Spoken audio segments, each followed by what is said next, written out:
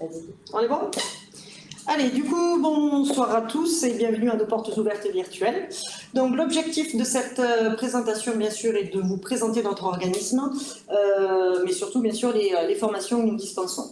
Donc, cette présentation va se faire en deux temps. Dans une première partie, je vais vous présenter, accompagné de mes collègues, notre organisme et les formations. Et dans une deuxième partie de présentation, bien sûr, nous vous laisserons la parole, puisque nous répondrons à vos questions si, bien sûr, vous en avez. Toutefois, si pendant cette présentation vous avez des questions, n'hésitez pas à nous les poser via le chat. Anya, qui est en charge de la technique aujourd'hui, donc s'occupera de les relever et nous y répondrons à la fin. Voilà, donc on va pouvoir commencer. Je vais déjà commencer moi par me présenter. Donc je m'appelle Lucie Denux, je suis une des cofondatrices de Fauna Formation. Intervient avec moi aujourd'hui pour cette présentation donc trois intervenants. Nous avons avec nous notre partenaire privilégié, à savoir Animal Training, représenté par Cyrielle Sibéon. Nous avons Brenda Bayou, intervenante en comportement animal, Bruno Gobat, qui lui est soigneur animalier. Nous accompagnons également donc deux stagiaires qui sont en formation actuellement, et Benjamin et Charlotte, pour les citer, interviendront en fin de présentation. Donc présentation faite, on va passer maintenant à la présentation de la formation. Bah, c'est bon. Hein, Démarrage. Attends, parce que... Ah oui. On est bon? Allez, veuillez nous excuser pour ce petit incident technique. Donc, on va essayer de reprendre là où nous en étions. Donc, accès difficile. Je vous disais donc qu'effectivement, beaucoup de personnes souhaitent faire ce métier, mais malheureusement, les offres d'emploi derrière ne suivent pas forcément, ce qui est normal, hein, c'est la dure loi du travail. Malgré tout, donc la formation, enfin, le domaine le métier de soigneur animalier est un métier qui, depuis maintenant quelques années, se professionnalise, c'est-à-dire qu'on souhaite embaucher des personnes qui ont été préalablement formées. Mais par contre, sachez que suivre une formation ne vous garantit pas derrière, bien évidemment, de trouver un emploi. C'est pas parce que vous faites une formation que directement après vous êtes embauché. La raison après étant simple, c'est que c'est à vous de montrer votre motivation, votre détermination et surtout, bien sûr, de montrer vos qualités et vos compétences acquises durant la formation. À titre d'exemple, nous sondons chaque année nos élèves qui suivent la formation de soigneur animalier entraîneur. Nous avons sondé à peu près, donc du coup, au total 80 personnes, si je ne me trompe pas. Et sur ces 80 personnes, donc si j'espère vous arrivez à lire le graphique derrière, donc sur ces 80 personnes qui ont suivi la formation de soigneur animalier entraîneur, à l'heure actuelle, plus de 50% sont en poste. Alors, sont en poste, c'est-à-dire soit ont un CDD, un contrat à durée déterminée, ou en CDI, contrat à durée indéterminée.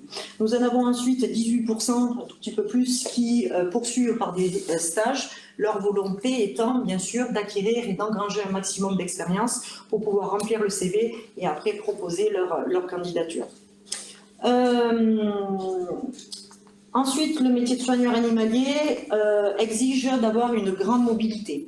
La raison étant simple, vous vous en doutez, il n'existe pas de parc animalier dans toutes les communes. Ce qui veut dire que quand on souhaite faire ce métier, il faut être prêt à bouger et à postuler un petit peu partout en France. Ensuite, le métier de soigneur animalier exige notamment d'avoir de l'expérience. Cette expérience va s'acquérir notamment par les stages que vous allez pouvoir réaliser durant la formation ou éventuellement d'autres stages en suivant. Ensuite, je vous invite aussi, si vous souhaitez devenir soigneur animalier et surtout candidater au sein de notre formation, de candidater avec un projet un projet professionnel mûrement réfléchi et mûrement abouti. Quand je dis réfléchi ou abouti, c'est-à-dire qu'on exige de vous que vous sachiez où vous allez, que vous sachiez ce que contient le métier de soigneur animalier pour tout simplement pas vous faire de fausses idées et ne pas décrocher par la suite. Donc voilà concernant un petit peu l'accès et les préconisations. Là maintenant, je vais laisser la parole à Bruno qui va vous présenter un peu plus en détail le métier de soigneur animalier. Bruno, je t'en prie. Bonsoir. Alors du coup, moi, Lucie m'a déjà présenté, donc je suis soigneur animalier à la ferme aux crocodiles, qui est située dans la Drôme. Et en gros, le métier de soigneur, si je dois le décrire en 4 grands mots, ça va être premièrement un métier de passion, puisque forcément on fait ça parce qu'on a quand même une approche des animaux qui est énormément passionnelle. On a toujours été un peu intéressé avec ça pour cette faune-là. Ça va aussi être un métier de contact, alors ça faut l'entendre, c'est pas un métier de contact avec les animaux, loin de là, surtout si on parle d'animaux dangereux, mais c'est un métier de contact avec le public, puisqu'il va falloir aussi avoir un rôle pédagogue avec tous les visiteurs qu'on peut recevoir et un peu leur en apprendre plus sur les animaux qu'ils vont pouvoir voir dans les endroits où on travaille. C'est un métier qui est très physique en fonction des secteurs sur lesquels on peut se retrouver, puisqu'il y a des charges parfois assez lourdes à porter. Si je vous prends un exemple, par exemple, avec des girafes, on va devoir porter des bottes de foin très souvent pendant la journée, et aussi le nettoyage il est assez conséquent avec des animaux comme ça, ce qui fait qu'on peut très vite se retrouver à pousser des brouettes assez lourdes. Et voilà, le dernier point, qui est le point le plus important pour aussi se dire que c'est un métier passion, c'est que c'est un métier avec des contraintes. Les contraintes, elles vont être lesquelles? Ça va surtout être des contraintes horaires, puisque c'est un métier qui ne permet pas forcément de poser des vacances qu'on peut déjà, et en plus de ça, il faut se dire que les week-ends et les jours fériés, on peut faire une croix dessus, puisque les animaux ne connaissent pas ça, donc c'est un métier qui demande énormément de dévotion par rapport à tout ça. Donc, Lucie, je pense que je vais te relaisser la parole. Allez, merci. Pour introduire la notion suivante. Merci beaucoup, Bruno. Donc, en suivant, comme l'indique l'intitulé de notre formation, c'est une formation soigneur animalier entraîneur. Donc, nous avons insisté nous souhaitions plutôt mettre ce mot dans l'intitulé. Il y a une raison à ça, et pour ce faire, je vais laisser la parole donc à Cyrielle, notre intervenante justement en entraînement. Donc, je lui laisse la parole. J'en prie. Bonsoir à tous, donc je suis Cyrielle Siméon, je suis la partenaire privilégiée de Fauna Formation. Donc mon entreprise s'appelle Animal Training, qui est spécialisée donc dans l'accompagnement dans cette discipline du training et dans le coaching au niveau de cette discipline dont je vais vous parler un petit peu. Mais juste avant, je vais me présenter. Donc moi j'ai été soigneur animalier pendant 12 ans. J'ai fréquenté beaucoup d'espèces différentes et j'ai découvert à travers mon métier cette discipline du training et tout ce qui était de l'ordre du comportement animal. Et je me suis engouffrée là-dedans parce que c'était quelque chose qui me parlait beaucoup et qui donnait des opportunités d'interagir avec les animaux qui étaient assez différentes de ce que je connaissais au début de ma carrière. Et donc voilà, j'ai eu l'occasion de démarrer quand j'étais à la ménagerie du Jardin des Plantes avec les grands félins. Et après, je suis partie au Canada pour me former pendant 1 an auprès de Jacinthe Bouchard de Zoo Academy, pour ceux peut-être qui la connaissent. Donc voilà, spécialisée dans cette discipline du training. Et je suis rentrée en France avec la volonté convaincue de partager ces connaissances et de les diffuser à un maximum de personnes. Pour que cette discipline elle devienne un petit peu plus courante, qu'elle soit un peu plus réflexe, notamment au niveau des professionnels. Donc je vais peut-être expliquer pour ceux qui ne connaissent pas ce qu'est le training. On entend souvent parler de medical training, d'entraînement médical ou d'entraînement tout court. L'objectif en fait c'est de travailler avec la coopération des animaux. Donc en gros, c'est lui demander de faire un comportement en échange d'une récompense ou de quelque chose comme ça, qui va nous permettre d'avoir vraiment un animal qui est dans le volontariat. On n'impose pas des choses aux animaux. Ça nous permet d'avoir accès à certains soins. Quand vous avez besoin de regarder le dessous du pied d'un éléphant, par exemple, vous avez intérêt qu'il soit plutôt d'accord parce que ça fait 4,5 tonnes. Mais c'est une discipline qu'on peut vraiment travailler sur plein d'animaux différents. On va aller des mammifères, des oiseaux, des reptiles. Ça se développe beaucoup dans l'univers des reptiles. Je pense que vous voyez que je suis assez convaincue par ce truc-là. Et donc, avec Fauna, je suis partenaire de Fauna depuis 2019, si je ne dis pas de bêtises. On a vraiment voulu miser énormément sur cette discipline dans la formation. Donc, c'est une des seules formations en France actuellement de soigneurs qui misent autant sur le training. de manière à... voilà, on pense que c'est une discipline d'avenir qui va beaucoup se développer dans les structures zoologiques. Comment est-ce qu'on va matérialiser ça en termes d'organisation dans la formation? Déjà, ça va être d'offrir une bonne base théorique. Moi, personnellement, j'y tiens beaucoup à cette base théorique parce que je pense que quand on a compris les différents mécanismes qui sont liés aux apprentissages, liés au comportement, etc., en fait, ça devient une discipline qu'on peut utiliser au quotidien dans le cadre de notre travail. Et donc, dans la formation soignant-entraîneur, vous aurez une grosse base théorique et vous aurez une 50aine d'heures de pratique qui vous permettra de vous familiariser avec cette discipline sur plusieurs espèces, donc des mammifères, des oiseaux, et qui vous permettra en plus d'acquérir les bons réflexes, de commencer avec les bonnes bases et de pouvoir justement pratiquer ça dans votre futur métier. Donc, on y croit tellement à cette discipline qu'on a décidé de mettre en place un système à plusieurs niveaux en fait, et dans le cadre de la formation soignant-entraîneur, on vous formera de manière à ce que vous puissiez passer le niveau 1 qui correspond aux bases de l'entraînement médical. Voilà, je pense que j'ai à peu près tout dit, donc je transmets la parole à ma collègue. Merci beaucoup. Allez, donc du coup là on va poursuivre avec le descriptif un petit peu de la formation. Donc surtout d'abord les modalités. Donc la formation soigneur animalier que nous dispensons est une formation de niveau 3, c'est-à-dire que le bac n'est pas requis. Cette formation-là également n'est pas diplômante, mais de toute façon il faut savoir que le diplôme dans cette branche n'existe pas.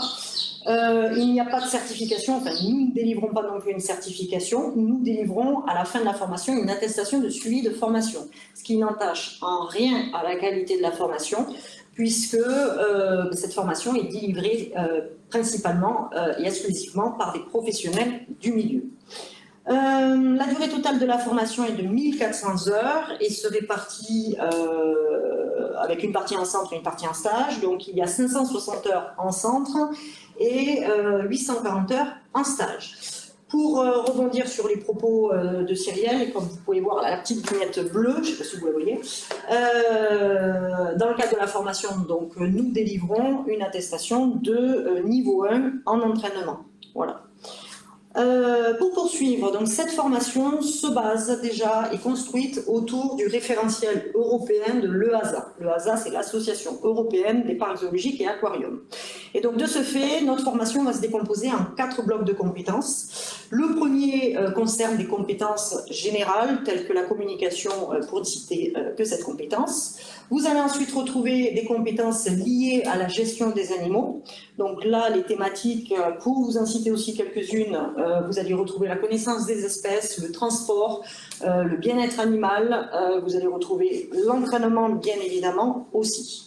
Troisième bloc de compétences, vous allez y retrouver la gestion du milieu. Donc gestion du milieu, c'est ce qu'on entend par tout ce qui va être conception d'enclos, entretien, sécurité, etc.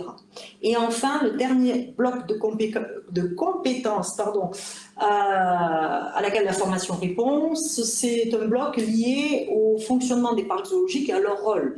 Donc là, on va y retrouver des thématiques, surtout une qui est un peu moins appréciée par les stagiaires, je suis allée trop vite, à savoir l'aspect réglementaire et législatif, donc qui est une part quand même importante dans le domaine, et des notions de conservation notamment. Voilà, pour ne citer que quelques exemples.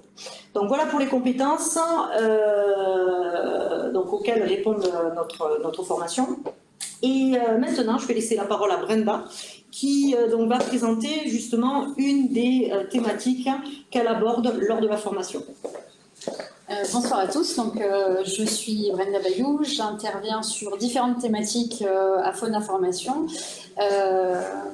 Mon parcours, pour vous expliquer pourquoi je suis là, j'ai été soigneur animalier pendant 10 ans et notamment pendant 7 ans avec des grands herbivores, les éléphants, les rhinocéros indiens. Et je me suis aussi passionnée pour l'entraînement. Je suis allée, après mes 10 ans de soigneur animalier, je suis allée aussi me former au même endroit que Cyrielle au Québec à l'entraînement, et je suis aujourd'hui éducatrice canine et comportementaliste. Mon entreprise s'appelle Animal Stories et du coup j'interviens chez Fauna Formation sur différentes thématiques comme je le disais. Donc la première thématique, ça va être sur les herbivores. Donc sur les herbivores, ça va être surtout la connaissance des espèces. Donc on va parler un peu de la biologie, apprendre à mieux connaître ces espèces pour pouvoir mieux travailler avec elles ensuite. Et puis surtout un partage d'expérience sur toutes les espèces avec lesquelles j'ai pu travailler, pour vous donner un petit peu, pour donner un tour d'horizon du travail qu'on peut faire au quotidien avec ces espèces-là. La deuxième thématique sur laquelle j'interviens, c'est je seconde en fait Cyrielle sur l'entraînement médical, enfin sur les examens d'entraînement médical. Et je suis là aussi pour la notation des dossiers en fin de formation. Voilà pour le travail que j'effectue avec Fauna Formation. Merci Brenda. Alors on va poursuivre par Bruno qui va présenter sa thématique. Bonsoir, c'est à nouveau moi. Alors moi du coup, je pense que si vous avez suivi, et sachant que je suis soigneur à la ferme au crocodile, la thématique que moi j'aborde, ça va être un peu tombé sous le sens, ça va être les reptiles.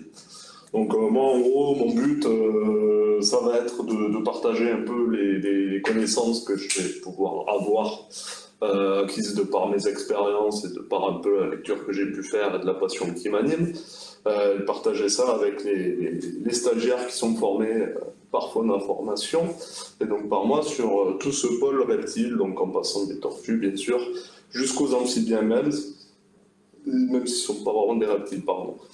Voilà, donc j'interviens aussi surtout en fin de session pour aborder une autre thématique qui fait partie un peu de ce qui est rébarbatif, donc qui est législatif, et j'en passe des meilleurs, puisqu'il s'agit du certificat de capacité.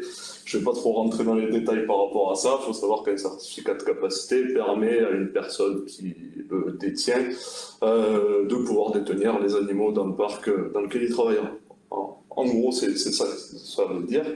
Et la dernière chose pour laquelle je vais intervenir, c'est comme Brenda et c'est comme Cyrielle. En fait, je vais intervenir avec ce binôme pour la notation du coup des dossiers de fin de formation. Voilà, je vais laisser la parole à nouveau à Lucie. Merci. Alors, en suivant, nous avons un quatrième intervenant, pardon. Donc quatrième intervenant qui donc physiquement malheureusement ne peut pas être là, nous a laissé une vidéo, donc je vais vous laisser l'écouter. Il nous répond à quelques questions, je ne sais pas si vous allez pouvoir les lire, donc de ce fait, je vais les lire pour vous. Pierre-Yves, qui es-tu? Bonjour, je m'appelle Pierre Renaudot et je suis docteur vétérinaire en exercice exclusif médecine et chirurgie de nouveaux animaux de compagnie à Aix-en-Provence. Quels sont tes rôles chez Fauna Formation? J'ai deux missions principales chez Fauna Formation. La première, c'est celle de formateur. Je suis formateur pour des cours concernant principalement les maladies infectieuses, comprendre des notions générales d'infectiologie et également de sémiologie, c'est-à-dire savoir reconnaître les symptômes qui accompagnent les maladies infectieuses. En plus de ça, je suis en charge d'un module sur les zoonoses, les maladies transmissibles des animaux aux hommes et inversement. En dehors de cette mission de formateur, j'assure pour le compte de Fauna Formation une mission de veille scientifique, ce qui signifie que je lis tout le contenu scientifique proposé par Fauna Formation pour y apporter mon regard de vétérinaire. En quoi est-ce utile pour un soigneur animalier? Les formations que je dispense pour le compte de Fauna Formation me semblent utiles et importantes à suivre pour un futur soigneur animalier. C'est vrai que la situation de la maladie ou de la blessure chez l'animal n'est pas la plus agréable à imaginer quand on veut devenir soigneur. Pourtant, savoir ce que c'est, savoir d'où ça vient et savoir y réagir convenablement peut être un atout majeur pour un futur soigneur. Ça fait d'ailleurs l'objet d'un travail pratique pour avoir les bons premiers gestes en cas de problème et ensuite savoir comment réagir vis-à-vis de la situation que vous avez observée. En dehors de ça, le corpus de formation concernant les zoonoses me semble indispensable à suivre pour un futur soigneur animalier, car les maladies transmises des animaux à l'homme et inversement sont un enjeu majeur, surtout en ce qui concerne une population aussi exposée que les soigneurs animaliers. Donc savoir à quoi ils s'exposent, comment y réagir et comment prévenir l'exposition me semble indispensable pour exercer son métier en toute sécurité. Merci Pierre-Yves. Donc voilà, si vous avez un exemple d'intervenants qui interviennent au sein de la formation, si vous avez des questions à leur poser, voilà, n'hésitez pas, ils y répondront avec grand plaisir. On va poursuivre donc là maintenant par le déroulé de la formation. Donc là, c'est vraiment les modalités à proprement parler. Donc déjà pour la session qui va arriver, la session prochaine, la date de la formation est prévue au 4 décembre 2023 et s'achèvera le 30 septembre 2024. Le début de la formation, donc du moins surtout le premier mois de la formation, donc le mois de décembre, se déroule à distance. Nous l'avons souhaité ainsi. La raison étant simple, c'est que c'est surtout un travail personnel qui vous est demandé à ce moment-là, puisque là, vous allez devoir acquérir les bases de biologie, par exemple, avant d'entrer réellement en centre avec nous au mois de janvier. En suivant, de janvier à mars, donc là, vous êtes avec nous, vous êtes en centre, et durant ces 3 mois, vous allez avoir une alternance entre des apports théoriques et des apports pratiques. Vous allez être à la rencontre, enfin vous allez rencontrer une vingtaine d'intervenants du milieu professionnel.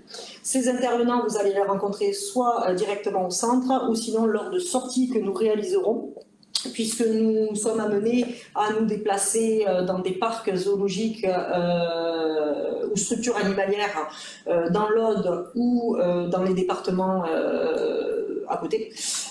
Le but de ces sorties, bien évidemment, c'est d'aller à la rencontre des professionnels afin d'échanger avec eux et de parler de leur expérience, de leur structure, etc. Les intervenants aussi, lorsqu'ils viennent vous délivrer leur formation, sont là aussi pour justement apporter avec vous leur expérience et leurs connaissances. Ensuite, d'avril à septembre, en suivant donc cette période est dévolue au stage professionnel, vous devrez réaliser dans le cadre de la formation 3 stages dans 3 structures différentes. Concernant un peu plus en détail les stages, donc pour les stages, il va y avoir 2 options qui s'offrent à vous. La première, c'est vous souhaitez faire vos recherches de stage tout seul. Il n'y a aucun inconvénient à cela, vous avez tout à fait la liberté de le faire. Et la deuxième option, par contre, c'est nous qui vous aidons à rechercher les stages. Donc, si vous choisissez cette option-là, en fait, si vous êtes retenu en formation, nous vous envoyons en suivant un listing de nos différents partenaires. Nous vous laissons faire un choix de priorité. Et lorsque nous recevons vos choix, nous allons donc candidater à votre place au sein de nos structures partenaires qui nous réservent des stages, des places de stage pour nos stagiaires. Concernant ensuite l'évaluation de la formation. Donc, durant la formation, vous allez être évalué sur la majorité des thématiques abordées. Ces évaluations peuvent se faire sous forme de QCM, de questions ouvertes, voire même de mise en situation. Il y aura un rapport de stage également à nous rendre à l'issue de vos 3 stages. L'évaluation aussi, le plus gros de l'évaluation, pardon, j'avais pas mis la diapo. Le plus gros de l'évaluation, en fait, en centre, vous allez devoir réaliser ce que nous on appelle un projet collectif. Ce projet collectif donc dure sur les 3 mois de formation en centre. C'est un projet qui se fait en groupe et qui aborde et qui regroupe toutes les thématiques vues durant la formation. Et ensuite, ce projet est à présenter devant un jury donc, composé, comme vous l'avez vu, de Bruno, Brenda et Cyrielle. Je vous ai à peu près tout dit, à peu près donc, pour l'évaluation à proprement parler de la formation. Au niveau des prérequis, pour accéder à cette formation, prérequis principal, c'est qu'il faut être majeur, donc avoir plus de 18 ans. Bien ensuite, on vous demande d'être véhiculé. Véhiculé, ne serait-ce qu'en formation, parce que vous allez voir que le parc australien ne se situe pas à côté de Carcassonne.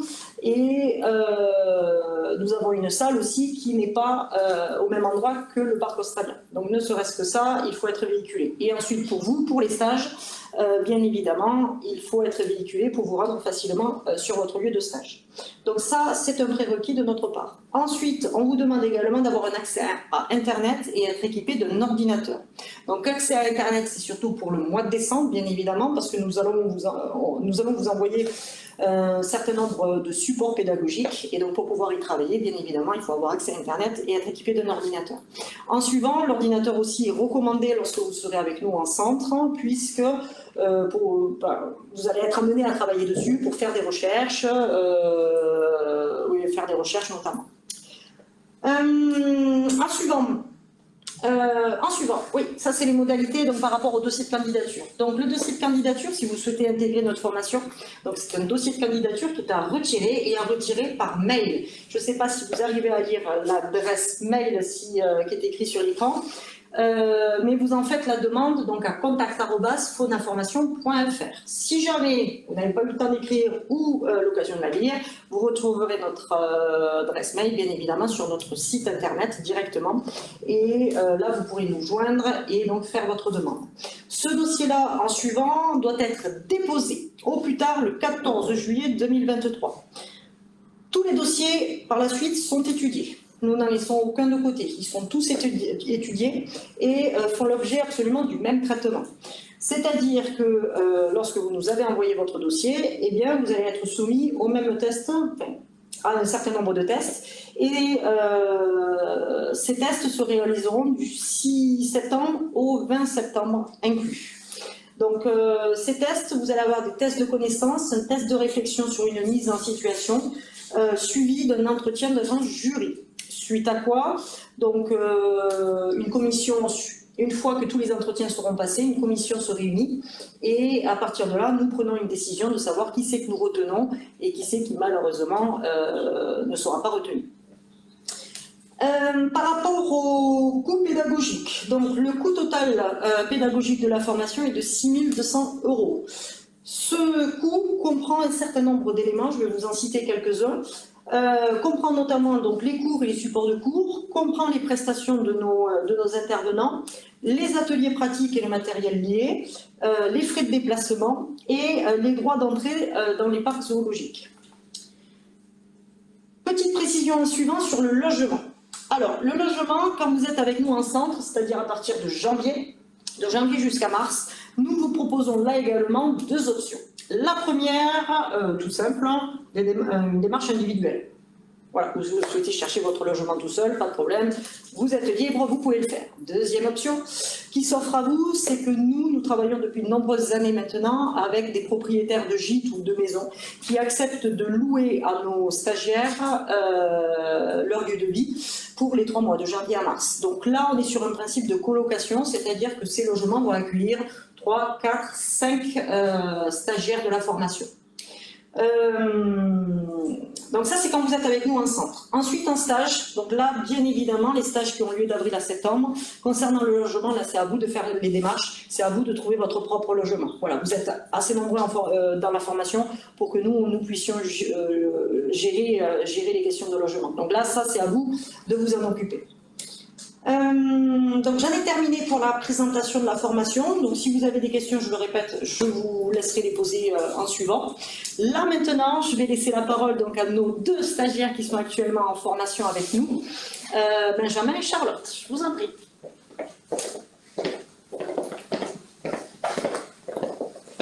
Bonjour. Allez, je vous en prie. Je vais vous laisser. Donc je vais vous poser quelques questions. Je vous laisse y répondre. Ok. Pas de souci. Alors déjà, Benjamin et Charlotte, Charlotte et Benjamin, quelle a été votre première impression quand vous êtes arrivés au centre de Fauneformation? Pour moi, beaucoup d'appréhension au début par rapport à mes demandes lors de cette formation. Et j'ai très vite été surpris, surtout le premier jour, par rapport à la facilité que les formatrices avaient à nous soulager, nous déstresser de l'arrivée à Fauneformation. D'accord. Moi, du coup, j'ai vu beaucoup de sérieux quand je suis arrivée. J'ai aussi vu qu'on allait rapidement être prise en compte, entre guillemets, en tant que réel stagiaire et pas seulement des personnes lambda qui arrivent dans une formation. On a aussi remarqué qu'il y avait rapidement une cohésion de groupe qui arrivait, puisqu'on nous a rapidement mis en contact grâce à des activités. D'accord. Est-ce que vous êtes satisfait des services du centre? Pour ma part, oui, plus que satisfait, ça a dépassé mes attentes. Donc s'il y a bien quelque chose que je peux recommander, c'est cette formation. J'aurais pas dit mieux, la même chose, beaucoup de sérieux, beaucoup de satisfaction et on a appris énormément de choses grâce à la formation. Pourquoi est-ce que vous avez choisi cette formation et si vous pouvez nous décrire un petit peu votre parcours avant de rentrer en formation? Pour ma part, pourquoi avoir choisi cette formation? Tout d'abord, je pense que comme toute personne qui ont été ici, premièrement par la passion des animaux. Surtout, moi, pour mon cas, c'est la passion de la relation qu'on peut créer avec un animal. Et en tant que mon parcours, moi, il est plus que classique. Un bac pro électricité, un BTS technico-commercial. Et en tant qu'expérience du milieu, rien du tout.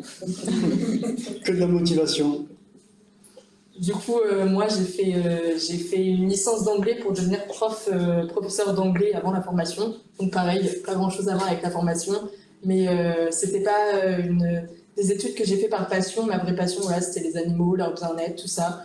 Du coup, je me suis rendu compte que c'était plus qu'important de faire ce qu'on aimait dans la vie. Du coup, je suis partie sur la formation. Et j'ai oublié le début de la question. Non, tu as répondu, tu as très bien répondu. Et donc, de ce fait, pourquoi est-ce que pour réaliser cette formation de soigneur animalier, vous avez choisi Fauna Formation? De ce que j'ai regardé sur Internet, là où je me suis renseigné, c'est celle qui me paraissait le plus professionnelle. Et surtout, c'est celle qui proposait le plus haut ratio entre les cours théoriques et la pratique, ce qui m'intéressait beaucoup, et surtout la double formation soigneur et entraîneur animalier. Moi, c'est pour les mêmes raisons, pour le training et aussi j'avais vu les partenaires de Fauna qui m'attiraient beaucoup. J'avais vu le fait qu'on faisait beaucoup de théorie, mais aussi beaucoup de pratique, ce qui me plaisait beaucoup. Et le taux de réussite de Fauna qui m'a motivée. Ok, merci beaucoup. Et pour terminer, si vous deviez décrire une journée type en formation? Moi, je vais commencer par le matin. Alors, le matin, c'est donc sur le terrain, au parc australien. Donc, on commence le matin, généralement, on arrive au parc vers 8h du matin. Le temps de se changer du débrief à 8h30. On se répartit les tâches, les enclos pour chaque personne. Donc, on commence par le nourrissage. On observe nos animaux pour voir que tout le monde aille bien. Nettoyage. Quand on a fini le nettoyage, on fait des tâches annexes. Donc, que ce soit de la création d'enrichissement ou du ratissage d'autres enclos. Et ensuite, vu qu'on est par demi-groupe, on va sur du training. Donc, on s'entraîne et on entraîne les animaux. D'accord, ça c'est le matin. Ça c'est le matin. Et du coup, pour l'après-midi, on a l'après-midi qui est basé sur la partie théorique. Donc, on va avoir différents intervenants par rapport à certaines notions. Donc, c'est là où on va vraiment apprendre tout ce qui est théorique pour pouvoir mettre en pratique dans le métier plus tard. Merci. Vous avez quelque chose à rajouter? Que chaque journée est différente. Ouais. On n'a pas fait une seule fois la même chose, que ce soit en cours ou même sur le terrain. On a appris, sans parler du métier de soigneur, tout ce qui était le désherbage, de ratissage, tailler un arbre. Tout ça, on a appris plein de choses et c'est une formation qui est très riche, très condensée, avec énormément de travail personnel, beaucoup de motivation et que je recommanderais à tout le monde. C'est une formation très complète où on apprend vraiment des choses passionnantes chaque jour avec des personnes passionnées Et passionnante. Et passionnantes. Merci beaucoup. Merci à vous. Allez, du coup, la même chose, si vous avez des questions après à leur poser, n'hésitez pas, ils sont là pour les répondre. Donc là, s'achève cette présentation. J'espère que ça a été, que ça vous a plu. Du coup, nous attaquons la deuxième partie de cette présentation, savoir vos questions. Donc si vous en avez, n'hésitez pas, Ania va nous les relayer. On va attendre quelques instants. On va attendre.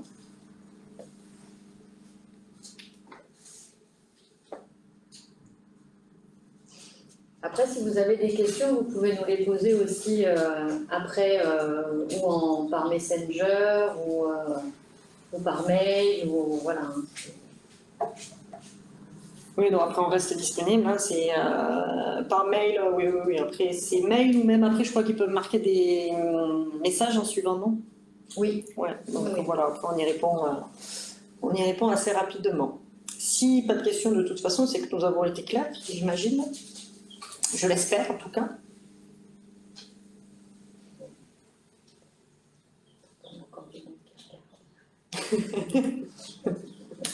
Des questions? Non, je peux y répondre. Je peux y répondre. Non, pas de questions. Allez, alors nous allons clôturer ici cette présentation. Tu as été clair. Merci. Voilà. Ah, si, j'ai une question. En quoi consiste l'entretien avec le jury lors de la sélection des candidats? L'entretien avec le jury, eh bien, tout simplement, nous revenons sur vos tests, tests de connaissances, tests de mise en situation. Et après, c'est un entretien classique. On cherche vos motivations, on essaie de voir si vous avez bien mûri votre projet professionnel, si vous savez où vous allez. Voilà, je pense que c'est à peu près ça. J'ai rien oublié en soi. Le parcours. Le parcours, oui, on retrace votre parcours. Oui. Voilà, un parcours, connaissances, motivation. Voilà. Je m'adresse à Cyrielle qui mène des entretiens. Bon, après, j'ai une autre question. C'était quoi les 3 tests déjà? Ah, les tests pour les sélections.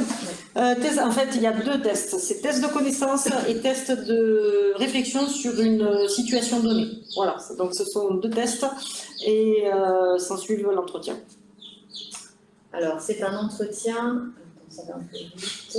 Hop. C'est un entretien en présentiel. Tout se fait à distance. Alors, et jusque quand? Ça, j'ai pas compris la question. Jusqu'à quand la sélection? Attendez, parce qu'il faut que je remette la main sur le là. Je ne connais pas les dates par cœur. Ah oui, c'était jusqu'à septembre.